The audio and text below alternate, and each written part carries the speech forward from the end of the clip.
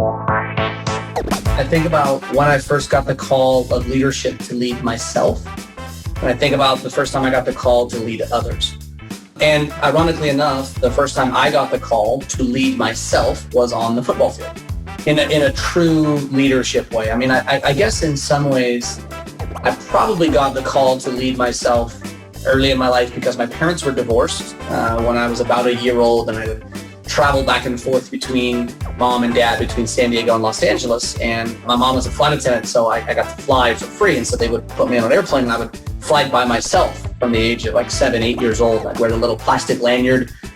And you know, the UN, right? It was like the lanyard of death for a small kid, because I think I had to wear it until I was like 13 or 14, way beyond the age where like, yeah, they'll make me wear this thing. But I say that call, I mean, it was when I look back, older me sees that as where I really learned how to lead myself, because I spent so much time alone between on the flight, and I was transitioning from one home to another, one set of rules and standards to another. And my parents are and were amazing. They weren't amazing together. But during those moments, I was alone. I was in solitude, and I was with my own thoughts. And looking back, that's where I probably got the first reps, if you will, of leading myself. This is the Play Your Position podcast, where we huddle up, call the plays, and inspire you to run your ball into the end zone. Are you ready to score more game-winning touchdowns in your life, business, and career? Then listen up, because it's game time, baby. Now, here's your host, Mary Lou Kaiser. All right, Team PYP, Mary Lou Kaiser here. Welcome to another episode of the Play Your Position podcast, where we talk all things leadership, personal growth, getting better at being who you are so you can win at this game called life. I have an amazing guest today. His name is Brian Kight. Brian, are you ready for kickoff? I am ready for kickoff. My chin strap is buckled. My shoes are tied. My heart rate is elevated, but under control. Ready to rock and roll. I love it. So team, here are some things that I know about Brian. First of all, I'm just going to tell you, he's the forthcoming author of a book due out in January called Daily Discipline. And that's also the name of his daily newsletter, his email series. He lives and breathes everything discipline. He says he doesn't know your goals, but he knows how you can get there faster. And guess what? It is with discipline. He has worked with some of the most notable businesses and sports teams in implementing his simple systems for training leaders, building culture, and creating winning behavior. Just so you know, he has over 32,000 daily discipline subscribers. So what he shares is getting results for people. He sits on the board of the Charlotte, North Carolina chapter of Entrepreneurs Organization, otherwise known as EO. And he's just a great guy. He's got a lot of energy. We're going to have an awesome conversation today. So Brian, right out of the gate, my first question has to do with when you got the call to leadership. Can you tell us that story, and how did that call play into you becoming this amazing leader that you are today? You know, it's interesting. I think about that question in two ways, Mary Lou. I think about that two questions. I think about, and I don't know if I don't know, you know, who else has taken it here, but it's where my heart went right away. I think about when I first got the call of leadership to lead myself, and I think about the first time I got the call to lead others. And ironically enough, the first time I got the call to lead myself was on the football field in a true leadership way. I mean, I guess in some ways, I probably got the call to lead myself early in my life because my parents were divorced when I was about a year old, and I would travel back and forth between mom and dad, between San Diego and Los Angeles. And my mom was a flight attendant, so I got to fly for free. And so they would put me on an airplane and I would fly by myself from the age of like 7, 8 years old. I'd wear the little plastic lanyard. And you know, the UN, right? It was like the lanyard of death for a small kid, because I think I had to wear it until I was like 13 or 14, way beyond the age where like, yeah, they'll make me wear this thing. But I say that call, I mean, it was when I look back, older me sees that as where I really learned how to lead myself, because I spent so much time alone on the flight. And I was transitioning from one home to another, one set of rules and standards to another. And my parents are and were amazing. They weren't amazing together. But during those moments, I was alone. I was in solitude, and I was with my own thoughts. And looking back, that's where I probably got the first reps, if you will, of leading myself. I didn't know it at the moment. Where I really knew it, though, was on the football field. I started playing at 8 years old, and I was the smallest kid on every field, which continued all the way through college, by the way.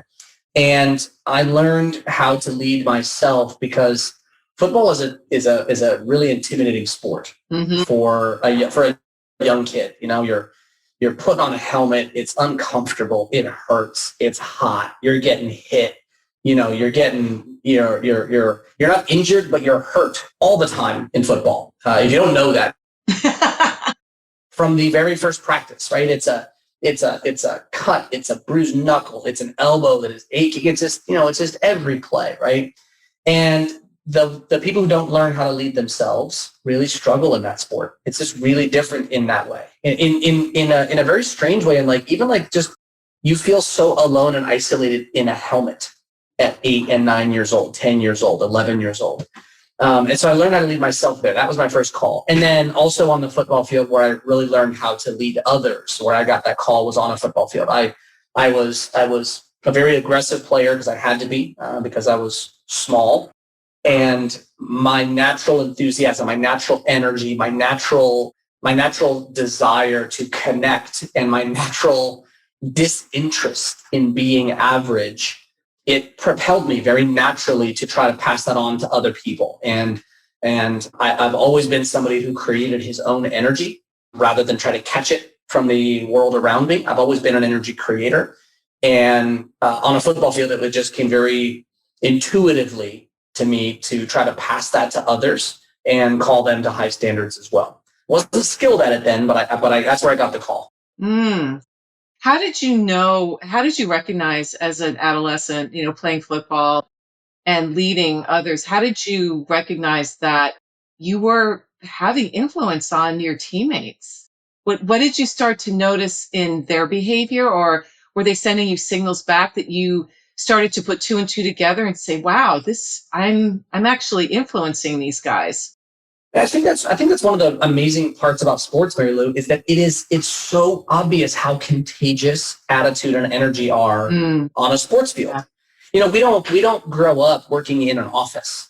That's a very old world approach, right? We used to, in society, apprentice, right? We used to, at the age of 8, 9, 10, we used to be in the quote unquote office, right? Whatever the office of the old days was, right? You were in a shoe shop, you were in a blacksmith, you were out on the farm, you had people that you worked with, right? And we got to see at these younger ages these environments where people were working and how people worked and related together. You worked in the printing press, you worked in the whatever it was, the newspaper shop, you worked in the factory. Again, you can go back as far back in history as you want.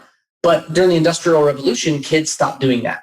And sports started to take over that role. It's a really interesting notion. Sports, for kids, replaced the apprenticeship from a societal structure perspective. So we learn a lot about ourselves in relationship to others through sports from a young age. Because it's really only in sports where we learn about how our performance relates and impacts to other people's performance in a coordinated way, like in business. It's really only sports how we learn that. I shouldn't say only sports. It's not through school. It's only through other external structures like sports or band or something extracurricular like that. Sports is just obviously probably the highest volume and the most scoreboard and popular way. It's only sports where we learn that as kids. When you think about it, there is no other coordinated way that we work together in a true fashion like we do in sports from a young age. And so it was just obvious to me how my approach impacted my teammates, how my teammates impacted me. And I recognize that. I try to think about how did I recognize that? It seemed obvious. Mm-hmm. Well, yeah, I mean, it's the great law at work, cause and effect, right? You showed up with an awesome attitude. You were energized. You probably vocally were encouraging and, let's go, guy, all that stuff. And people do respond to that. And not everybody brings that. I mean, we know not everybody shows up with that kind of enthusiasm.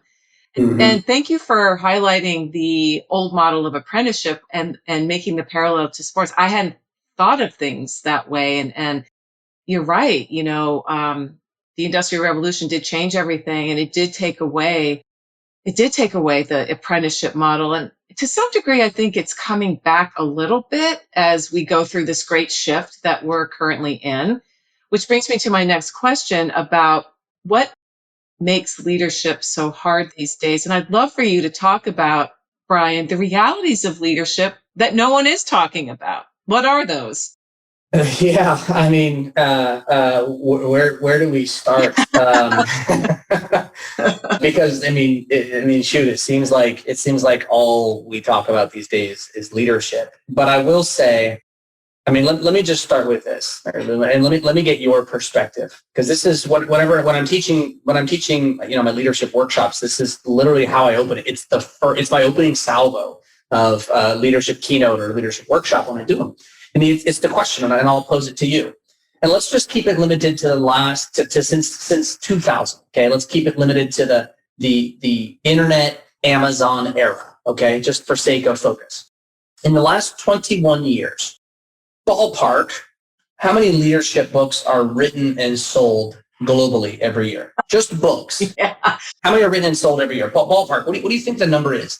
It's close to 100,000 or more. Yeah, right.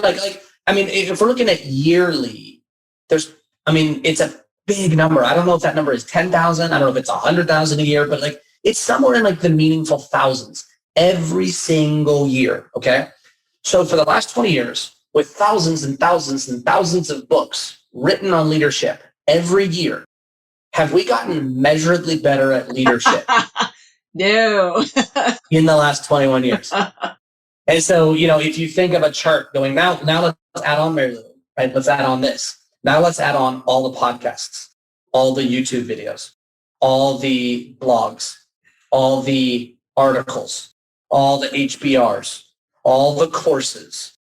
And so what's happened is the volume of leadership content has exponentially exploded through the roof, but our actual execution of leadership has not.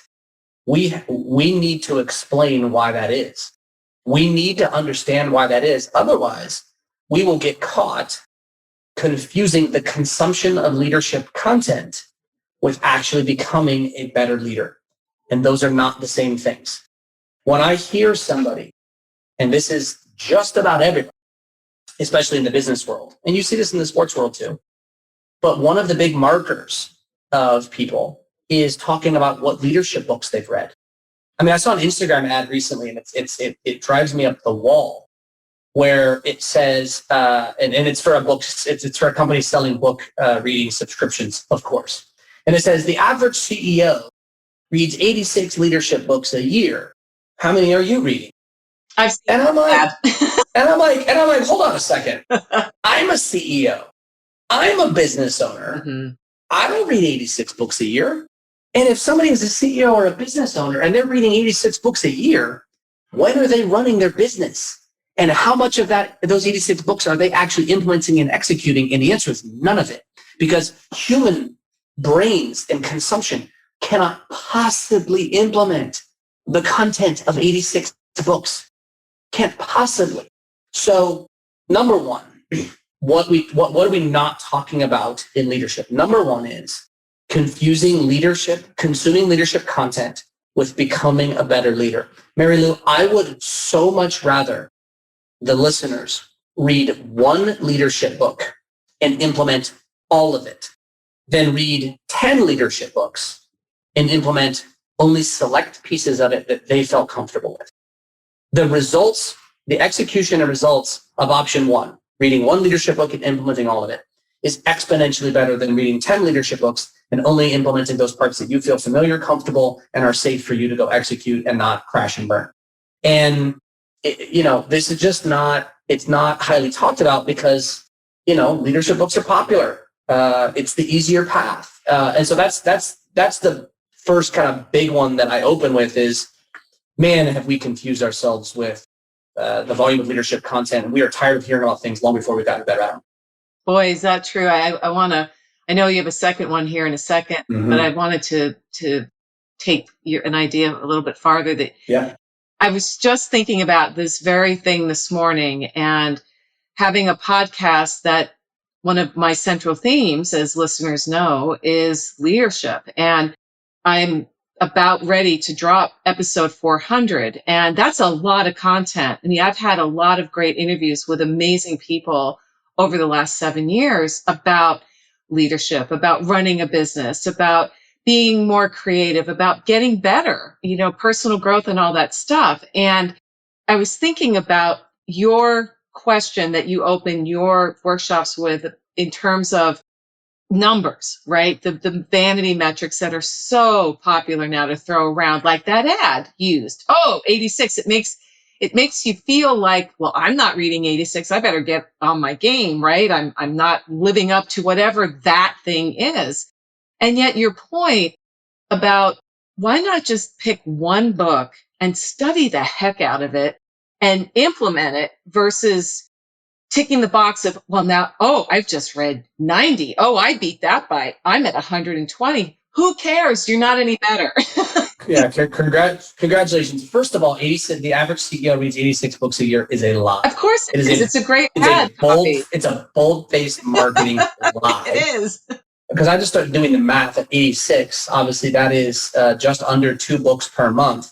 Number one, how long does it take you to read them? Number two, the second you get done reading that one, you have to go pick up the next one and start reading it, meaning you're so unlikely to be you're implementing the last book while reading the next book. No, you're not. So again, like none of that is, and you're 100% right. And so if we take that, and I'll push this into principle number two, the thing of what I don't think we talk about in leadership is take that principle of leadership that I was just saying, right? We confuse consuming content with getting better. And we get tired of hearing about things way before we've gotten good at them. Mary Lou, what is the most important skill in any relationship, whether that be marriage, parenting, sales, or leadership? What is the most important skill in a relationship? I think the popular answer is communication. Okay, let's go with that. What's the most important skill in communication? Well, I think the most important skill, honestly, is thinking. Thinking generates feeling and emotion. Okay. And emotion drives behavior. So, well, let's go with two. Let's go with two of them. Okay, so let's take yours with thinking, and then you said what the most popular answer is communication, and you're right. That's the one people give most often. In communication, what's the most important skill in communication? Listening. Okay, so let's take thinking and listening. Neither one of those are mind-blowing answers. Would you agree with that? Yeah, they're not. So if we ask this to audiences of 1,000 people in every state in America and pick your industries, we're basically going to get either those exact or really close to those two answers from every audience. Would you agree? Mm-hmm. Yeah. Okay, because I do ask this and we do get to those. So here's the question. Everybody knows that. Okay. Mary Lou, are you surrounded with extraordinary thinkers and listeners in your life? Are you drowning in a sea of empathy and rational, well thought out, non-impulsive, biased thought from the individuals that you encounter on a day-to-day basis? No, because they don't exist. I'm teasing. Right. And rare. It's very rare. And you're with me, right? I mean, look, even honestly, even in our families, maybe even more so in our families, because of the familiarity and the way we're wired as human beings, is this: people don't want to hear you need to be a good listener and work on their listening, even though they rationally know that listening is the most important skill. They're not good at it. They don't work hard at it. They're not intentional at it. They make a ton of mistakes. They have really big egos around it. And these are all the really good people, by the way. Like like the good high character individuals. Okay. That's the most common behavior pattern. And then if you sit them down and say, listening is important, they go, yeah, I know. We need to work on listening. Yeah, I know. You really need a better listener. Yeah, I know. And my whole point here is leadership, listening, etc. is I don't, with love, okay, with love, I don't care if you know. You know that empathizing with people that you don't agree with matters. But when the political conversation shows up, you don't do it. You know that listening to your spouse or your partner when you're in a disagreement matters, but you don't do it. And so if you know something, but you don't do it, and this is going to sting, that is a lack of integrity. I want to make sure we hear this. This is not a concept. Integrity is a real thing, and it's not just being a good person. It's not having values. Integrity is being consistent between who you say you are and how you act and live. And so if you know that listening matters, but you choose to not get better at listening and exhibit and execute with poor listening skills, you need to know that that's a gap in integrity. It presents an image of yourself that is not backed up in your action, and people recognize it. And they're very slow to tell you that because that's a hard thing to say to somebody. Mm-hmm. Hey, there's a big gap between who you say you are and how you live. And it causes me to, that's a hard thing to say. So instead, what we do is we do the polite, nice thing, quote unquote, and we walk around it. And we can only do that for so long before we got to talk to somebody about it. And now we're talking about that person rather than to them. And so again, it expands. The point is this. The point is, whether it's leadership, listening, whatever the skill is, what I want everybody to grasp is don't get caught up in what you know. Get caught up in what you do and how good you are at it. How hard does the situation need to get before you drop that skill and you go based on impulse or ego or emotion, and your intentionality and purpose behind your skill goes away, because that's what really matters. Everybody does it when it's relatively hard. Like you and I can have a really fun, awesome, really great listening conversation right now because we're not talking about topics where we have emotional, deep beliefs on opposing sides with high stakes involved. That's not where we are. That's not where we are right now. I mean, we can go there if you'd like. I don't know that we need to, right? But I mean, because we have that, right? Like 100% we have that because we're human beings.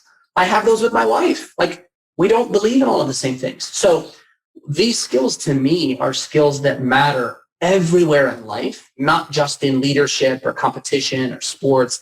These are skills that when we build and get really good at them, we become better as people. And then we can bring those skills to the environments that we're operating in. Does that make sense? It totally makes sense. And okay, so yeah, go ahead. Oh, I was just going to say that was number one. That I want to make sure I before we go too far, I want to get the second thing on the table for leadership, because it's the big one for me.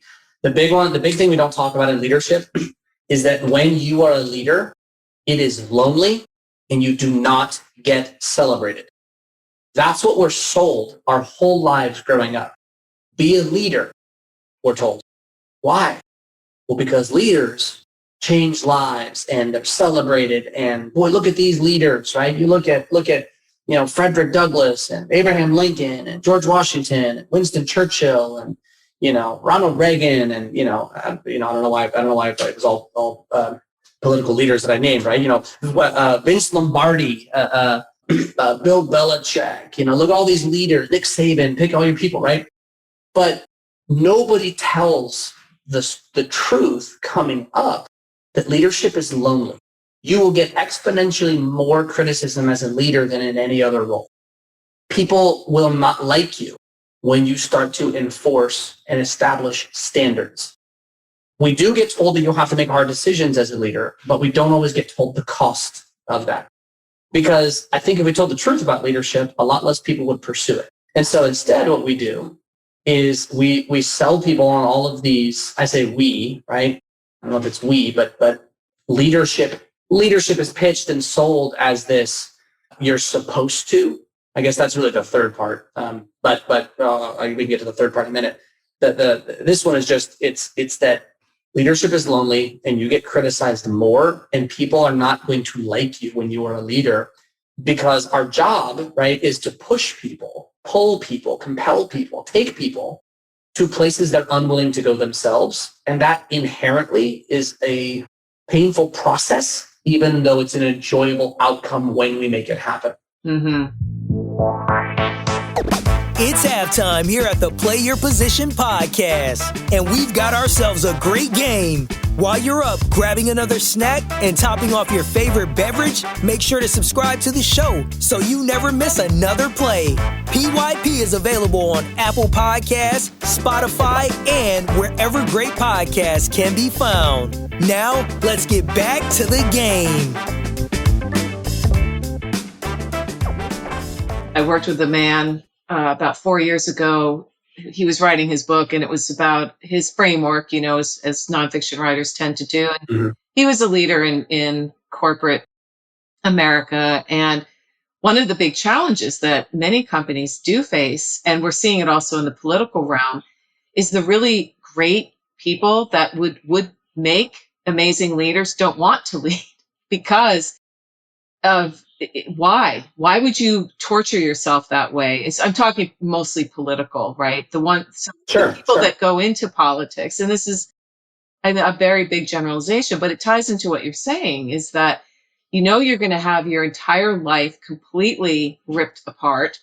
They're going to find anything possible to hold against you, to tear you down. And that is the irony. It's like the message is, to your point, achieve, keep climbing. And then you reach that point. I think of someone like Tom Brady, who is an unbelievably accomplished human.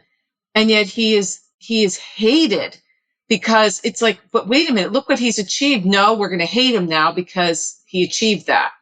It's so bizarre, but that's something I know you talk about in terms of human behavior. I think there was something I saw you said on a video that I watched of you. You said there's nothing more inconsistent going on day to day, week to week, than what's going on inside someone's heart.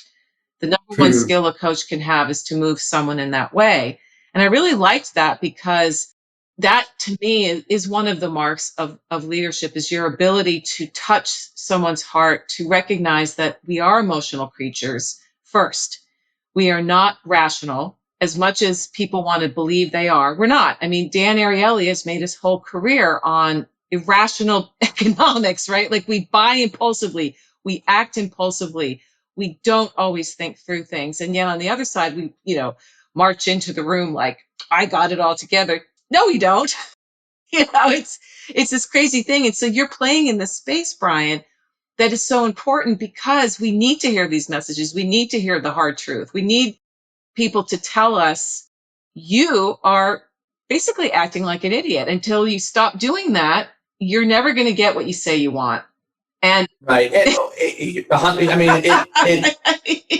and I love that you talk about the rational and the emotional, because one of the other things, again, in the because I work with so many organizations, right, whether that's a team, sports team, or a business, is we've got to have this understanding. And I'll die before this mission is fulfilled. But one of the big missions that I'm on is helping people see the physics. I think of it as physics. Yes. Right?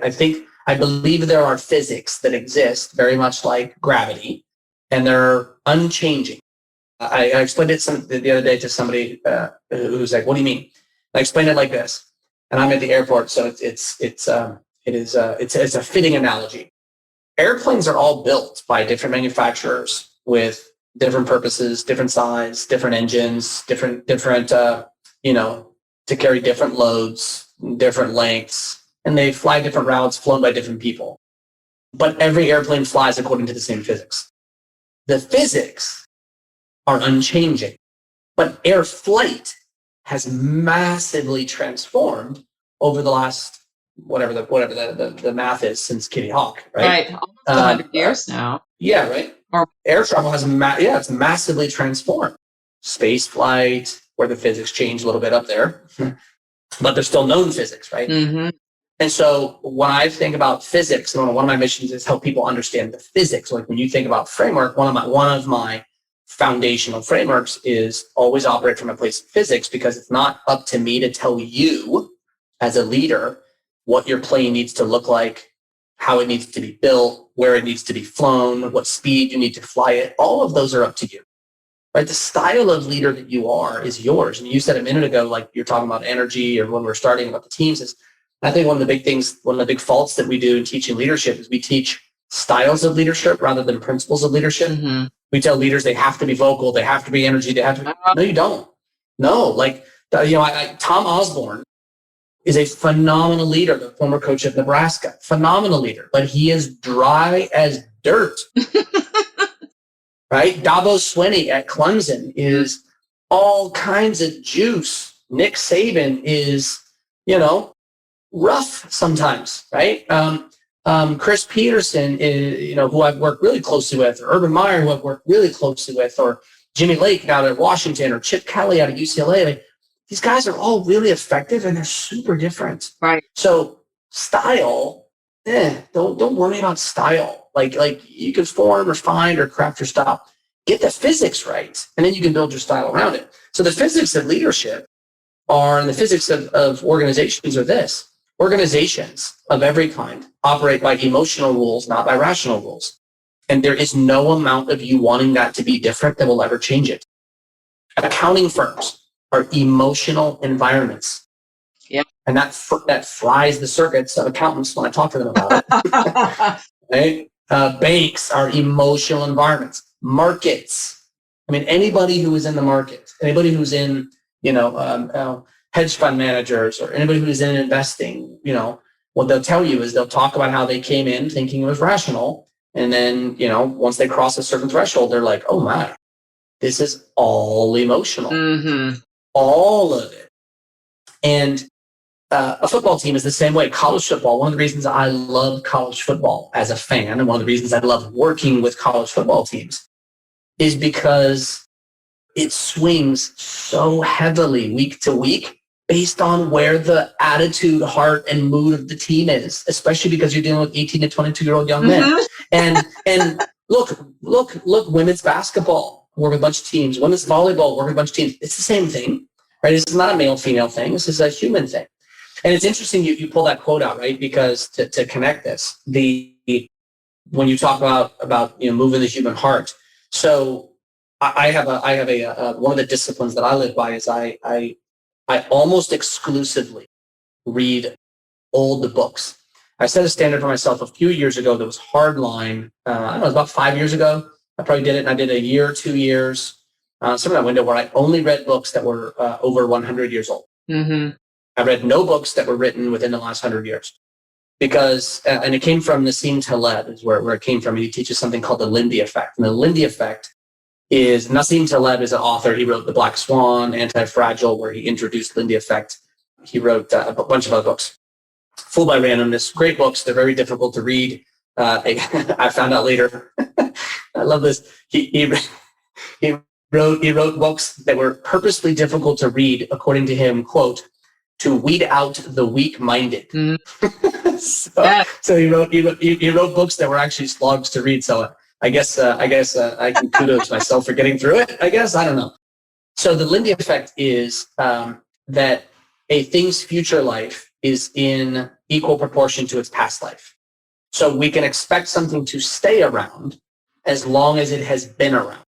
So when we see a book that has been in print for 500 years, what can we reliably know about that book? It'll be around for another 500 years. Right.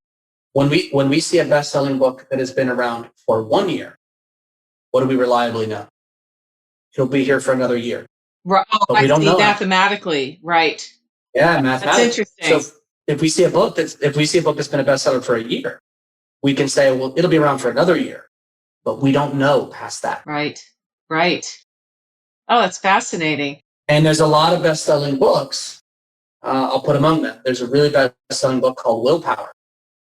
I forget the author's name. A woman, I forget her name. Her and her sister both. Kelly McGonigal, or it might have been McGonigal's the last name. It might have been her sister who wrote it. I can't remember which one. She wrote a book called Willpower, best-selling book. No one has been able to replicate her research. Mm. She popularized this idea of willpower is a finite resource that is only that depletes throughout the day, and you can only have so much willpower, and it's a physical limitation. A lot of people believe it, and it's never been validated by anybody except for her. So, whereas if I read Meditations by Marcus Aurelius, right, 2,000-ish years old, been in print that long, the contents of that book have been tested across world wars, generations, eras, downfalls, pandemics, changes, religions. It's been tested against everything. And it still holds the same amount of truth as it did 2,000 years ago. Well, that makes the contents of that book damn near bulletproof. Yeah. So, the book, when you talk about that quote, there's a general named de Saxe, and I was reading a book called Roots of Strategy, and this general de Saxe, I forget his exact. He was French. I think he was 1500, 1700, something like that, and he was talking about leading troops. And I'm not, again, it's almost like the PSA, right? Not to create the war analogy, but whenever I look at that stuff, like I always think of it as, number one, generals had entire countries on the line and lives on the line, and so their principles had to work. So that's the testing that I always put it to, not to draw a parallel. So he was talking about how some generals make mistakes because they think that men are just brave. That, men, particularly soldiers, right? They're out there, you're fighting for your country or your family, whatever it is. And there's this, men are brave. And once you're in that spot, you're a soldier, you're just a brave person. Once you're a college football player, right? You're just brave. Once you're a salesperson, you're brave. Once you're a leader, now you're brave. Once you decide to get married, now you're brave, you're in it. And he said, everybody who thinks that makes a huge mistake. And the mistake that they realize is that our courage has to, the way he said it, and I love this, our courage has to be reborn daily. Because there's nothing more variable. And he says that the true skill of a general, obviously it's where that my commentary that you're talking about comes from. The true skill of a general compared to, say, like a lieutenant or a commander, the true skill of a general, this is our leadership principle, is knowing how to guarantee the courage of the troops, because that's the genius that characterizes great leaders. And again, in his environment, he said, and this is what really sticks with me, of all the elements of war, this is the one the general must study and be the best at. Understanding the hearts of his troops and basically rebuilding their courage daily. It is the most important component. And he says of war, obviously what that means for us is what? The most important component of leading our teams and executing well is being able to guarantee the courage of the team that we're leading by moving their hearts. And that's something we have to do daily. I love that. Wow. So I think if that worked 300, 500 years ago, and by the way, I always look at like people like, oh, move the hearts. What are you talking about? Kind of like that soft, fuzzy stuff. I just always think about this. And by the way, that's reflected from the German ranks in Frederick before him in the 1500s. That's reflected in World War II. That's reflected in Napoleon. That's reflected in Sun Tzu. That's reflected in Vegetius talking about the Roman armies at the turn of the millennia, from BC to AD. It's reflected across all of these areas. And so I think to myself, does the French army in 1700 or the German army in 1400 or the Roman army in 23 AD, do those sound like soft, entitled, coddling environments to you? Oh, I love it. No. They don't to me. If given the option, I will choose this environment 10 out of 10 times to those environments. And so if in those, what I will call hardcore environments, the generals are citing moving the human heart, people's courage, the ability to connect with the people that you lead and get them to move from a place of their heart. If those hardcore environments, and by the way, if you ask Navy SEALs today, they would tell you that. If you ask generals today, they would tell you the same thing. So if it mattered in those environments, then who are we in sports or business to call touching the heart soft? Who are we to say that? No, you know what I think? I think the person who is unwilling to touch the heart, I think that person is soft. I think that is a sign of weakness. It's the unwillingness or inability to be vulnerable that shows I have to protect myself. Otherwise, I won't be okay because I think I'm actually a little weaker on the inside than I would like to admit. I agree with that. 100. Not that I have strong opinions on those things, but I did want to offer one thing to listeners who've been listening to me for a while, how much I absolutely love Marcus Mariota, who has had, his ups and downs in the NFL. But, when he was when he first entered the NFL after playing at Oregon, the talking heads would make a big deal about, oh, he's too quiet. Oh, and I just would scream at the television and say, you don't have to yell to be a great leader. Yelling is not a mark of a great leader, right? Being loud is not the mark of a great leader. And so I'm really glad that you brought up the different kinds of people who are effective leaders. There is not a one size fits all, right? It really does come down to operating from a set of principles, and how those principles are delivered is going to be different depending on the human. And so yes, really, really great. Well, all of this, Brian, has been great. And as we wrap things up today, I have my central question. If there's one question I ask every guest, it has to do with getting the ball into that metaphorical end zone. So I'm going to put you in the red zone, Brian. You know all about that. You are down by 4 points. There are less than 30 seconds left on the clock. So that means it's now or never. Tell us about a time when you metaphorically got that ball into the end zone for the game-winning touchdown.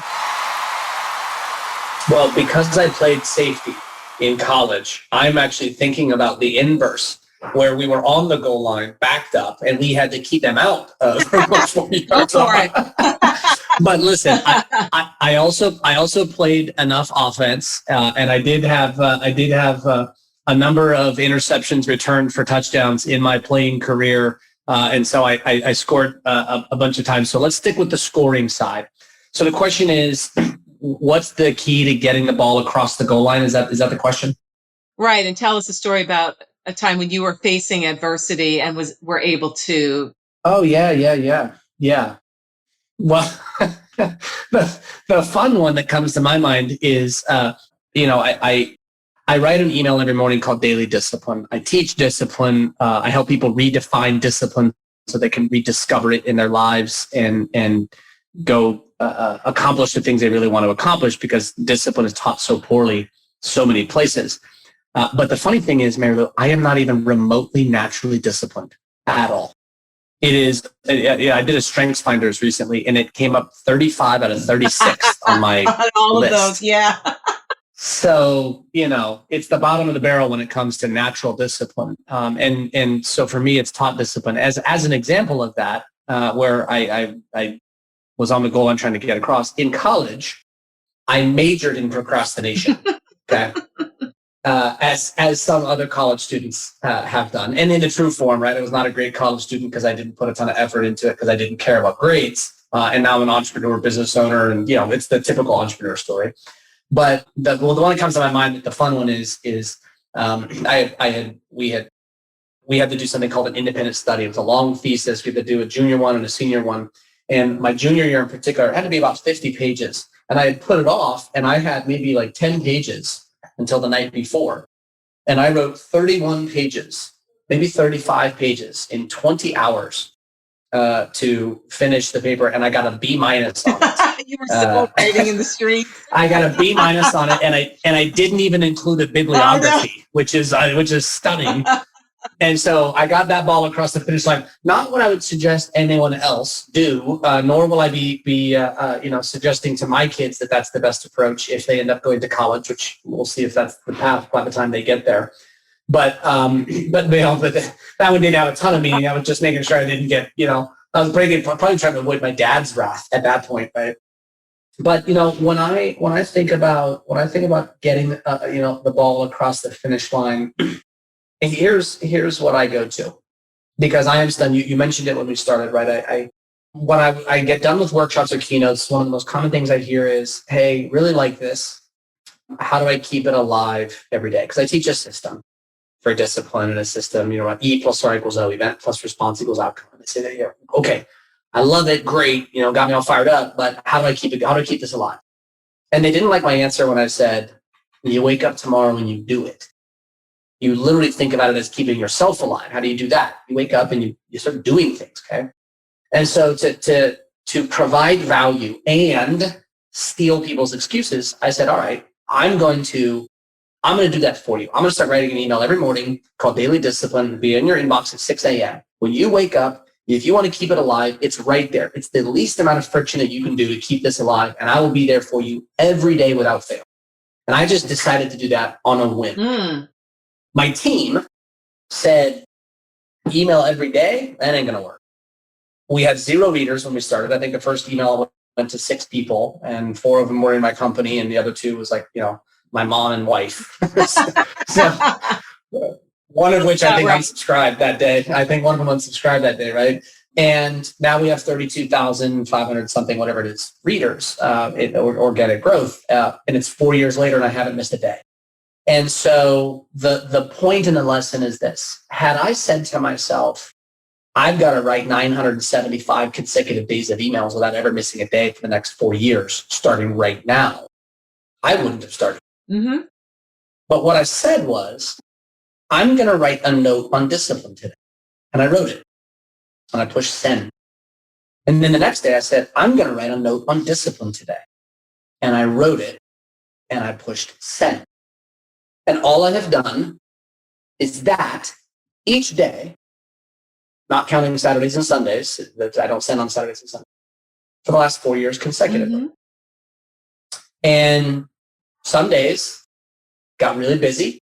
And, my team sent a note over at 10:30, 11 o'clock and said, hey, we don't have tomorrow's note on discipline. I said, oh, you're right.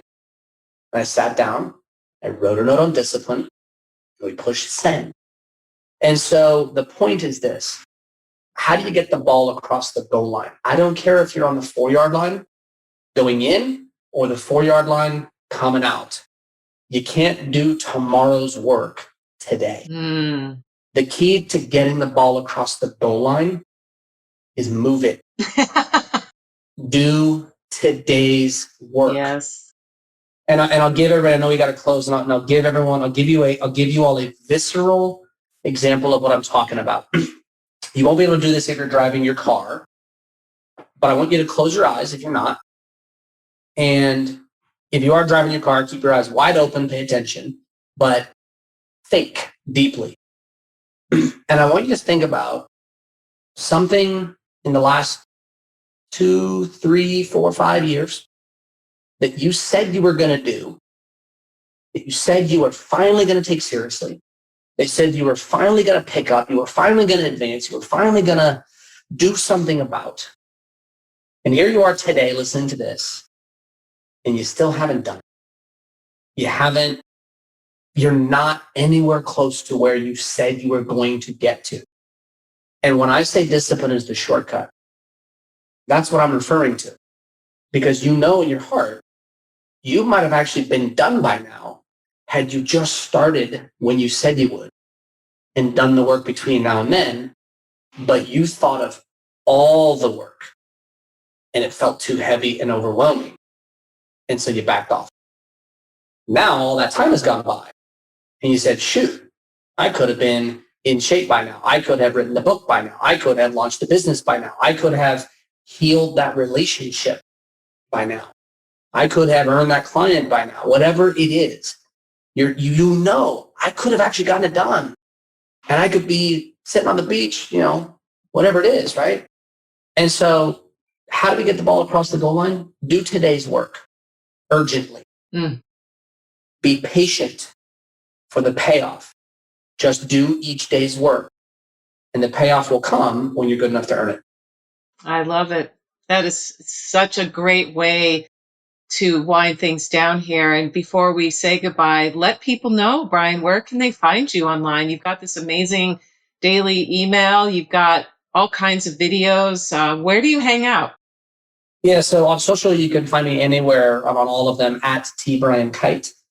And if you're interested in the discipline side from a personal perspective or individual perspective, not just personal life, but just individual, you can find that at dailydiscipline.com. It's a free daily email that comes out. You can read some of the older ones on there. We keep them logged. There's 900, almost 1,000. So it's not easy to get through all of those, which is why I'm writing the book. But the email will always be free. and it shows up at 6 a.m. Eastern time. On the business side or on the team side, for the systems and the organizational side, my website, tbriankite.com, a lot of free tools on there, and then also all the tools that we actually implement and install into teams and organizations. Fantastic. And team, the links to connect with Brian, to get his amazing content, will be on his show notes page at pyppodcast.com. This has been such an engaging and energizing conversation today, Brian, which I expected after I had done a little research on you. I knew you were going to show up with everything you got, and it's been wonderful. And before we say goodbye, tell us who your team is. Who are you watching on Saturday? On Saturdays, well, there are two groups that I watch on Saturday. One is where my heart is, and that's the Buckeyes at Ohio State. And then number two is all of the teams that I'm working with and all of my clients who I love equally as much.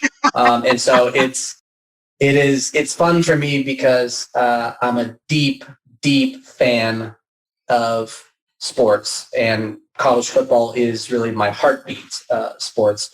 But I've got clients in every conference. I've got clients in every sport as well. I've got clients at every level, from high school all the way through pros and all the major sports. And so my love runs deep and wide in that way. But my heart as a pure fan is with the Buckeyes out at Ohio State, and it's been a pretty fun run for that team, particularly against the rival, that team up north, and I'm hoping that continues for a while. Well, we are on the verge of college football season as of this recording, and we'll see what happens. There's a lot of changes going on. Some of them are really exciting, and it's just good to have college football back after a strange year. I think it's just good to have all of that back. So, yeah, Brian, you are amazing. Thank you for bringing yourself and your wisdom, your stories here at Play Your Position. I appreciate you and wish you continued success as you continue your journey. Thank you, Mary Lou. It really was an engaging, super fun conversation, and thank you all for listening and for having me on. It was a joy. Hey team, Mary Lou here. Who's number one in football changes from year to year. Fashion trends come and go, same with musical tastes, but leadership skills, they never go out of style. In fact, these days, leadership is an essential survival skill for a world that demands more from us than ever before.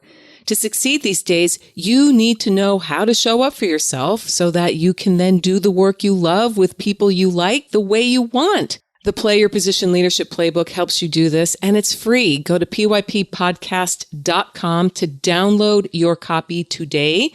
If being more successful this year, next year, in the 21st century is on your to-do list, get your copy of the Play Your Position Leadership Playbook now. pyppodcast.com. It's at the top of the page. You can't miss it. That's pyppodcast.com, and start being more of the leader you are meant to be today. This podcast was produced by Daniel Romeros. Show notes for this episode can be found over at pyppodcast.com. I'm Mary Lou Kaiser. Thanks for listening. Here at the Play Your Position podcast, we believe that the road to self-mastery and a life well lived starts with answering the call to leadership. That's when the fun really begins. Send this episode to any friends who might need to hear the inspiration and ideas you heard today. And feel free to rate and review us on your favorite podcast platform.